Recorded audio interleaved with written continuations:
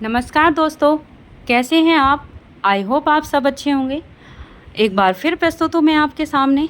आज की वीडियो है हर्निया के बारे में। और हर्निया कैसे होता है, हम इसे कैसे ठीक कर सकते हैं, कौन से योगासन हम इसमें कर सकते हैं और हम इसका कैसे बचाव करें। तो आइए शुरू करते हैं। हर्निया एक ऐसी स्थिति है जिससे पेट की मांसपेशियां ज़रूरत से ज़्यादा कमज़ोर पड़ जाती है और पेट के अंदरूनी अंग पेट के बाहर आ जाते हैं। हर्निया के कई कारण हो सकते हैं।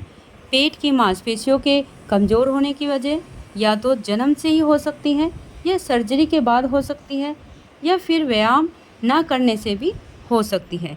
योग और व्यायाम की मदद से पेट की मांसपेशियों को मजबूत बनाया जा सकता है और हर्निया के लक्षणों को कम किया जा सकता है। आइए जानते हैं क्या हर्निया होने पर योग करना चाहिए या नहीं। अगर आप हर्निया से गुजर रहे हैं तो आपको योग नहीं करना चाहिए। इस स्थिति में सुधार होने के बजाय स्थिति और भी बिगड़ सकती है। लेकिन अगर आप हर्निया में बचाव चाहते हैं और हर्निया की सर्जरी करवा चुके हैं तो अपने पेट की मांसपेशियों को मजबूत बनाने के लिए कई तरह के योग कर सकते हैं। हर्निया से बचने के लिए योगासन आमतौर पर स्ट्रेचिंग व्यायाम भी शामिल हैं। इन व्यायामों की मदद से पेट की दीवार और मांसपेशियां मजबूत बनती हैं और हर्निया होता है। यदि आप हर्निया से पहले कभी पीड़ित हो चुके हैं तब भी ये योग आपके लिए फ़ायदेमंद है। ये सभी योगासन पेट की सभी मांसपेशियों को मजबूत बनाएंगे और हर्निया से बचाएंगे। सिर्फ हर्निया ही नहीं, पेट से जुड़ी हर तरह की समस्याओं को दूर करने के लिए हमें योगासन करने चाहिए। आइए शुरू करते हैं योगासना।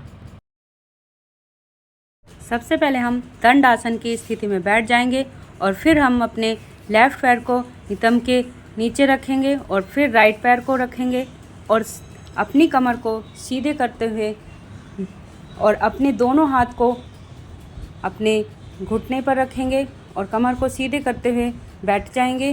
तो यह आसन बहुत ही फ़ायदेमंद है हर्निया के लिए और हमारे लंग्स के लिए भी। ये पेट की मांसपेशियों को मजबूत बनाता है। अब करेंगे हम पवन मुक्त आसन। पेट की कई समस्या को दूर करके हर्निया से राहत दिलाने में पवन मुक्त आसन बहुत ही फ़ायदेमंद है। सबसे पहले हम दंड आसन की स्थिति में आ जाएंगे और फिर हम पीठ के बल लेट जाएंगे। अब हम अपने दाहिनी पैर को ऊपर फोल्ड कर लेंगे और अब श्वास भरते हुए अपनी गर्दन को ऊपर करेंगे और अपने नाक को घुटने से टच करेंगे और सांस छोड़ते हुए नीचे आ जाएंगे और अब उस पैर को नीचे करेंगे। अब हम दूसरे पैर के घुटने को फोल्ड करेंगे और अपने सर को उठाकर नाक को टच करेंगे। तो फिर धीरे धीरे श्वास छोड़ते हुए हम पूर्ण स्थिति में आ जाएंगे।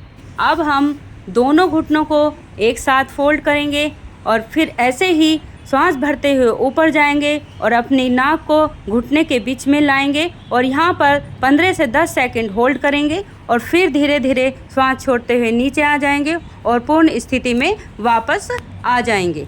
ये था पवन मुक्तासन। अब हम करेंगे धनुआसना।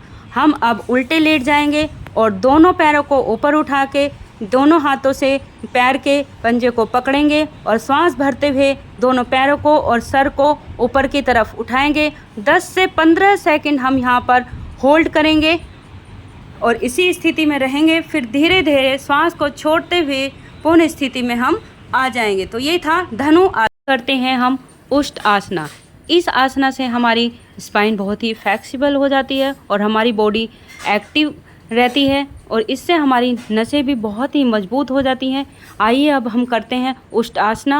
सबसे पहले हम वज्रासन में आ जाएंगे और वज्रासन में खड़े हो जाएंगे और फिर दोनों हाथों को ऐसे घुमाते हुए श्वास भरते हुए लेके जाएंगे और तलवे पे टच करके गर्दन को नीचे लटका देंगे और इस स्थिति में हम 15 से 20 सेकंड रहेंगे और फिर हम धीरे धीरे श्वास छोड़ते हुए वापस पूर्ण स्थिति में आ जाएंगे। तो ये था हमारा उष्ट आसना।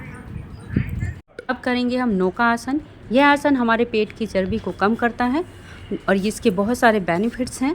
तो अभी हम सीधे लेट जाएंगे और अपने दोनों हाथों को पीछे लेके जाएंगे। फिर अपने दोनों पैरों को ऊपर उठाएंगे और हाथों को पैरों से टच करने की कोशिश करेंगे। यहाँ हम 5 से 10 मिनट रुकेंगे और फिर उसके बाद धीरे धीरे नीचे पूर्ण स्थिति में आ जाएंगे। तो दोस्तों, ये थे कुछ योगा आसना जो हम अपनी नियमित रूप से अपनी दिनचर्या में शामिल करने से हर्निया से बच सकते हैं।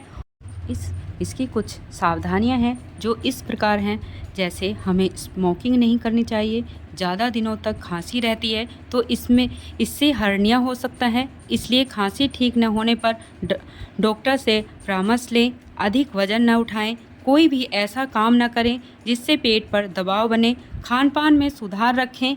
तली भुनी चीज़ों का सेवन कम करें, इससे अपच और कब्ज होता है, जिससे हर्निया का खतरा बना रहता है। कब्ज न हो इसलिए पर्याप्त मात्रा में आहार लें और आहार में भरपूर मात्रा में फाइबर शामिल करें।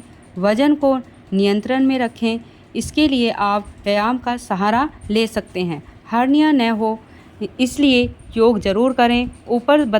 योग करने से मांसपेशियों में खिंचाव होता है और उन्हें मजबूती मिलती है। भरपूर मात्रा में पानी पिएं। एक बार में अधिक आहार ना लें, थोड़ा थोड़ा करके भोजन को कई बार में खाएं।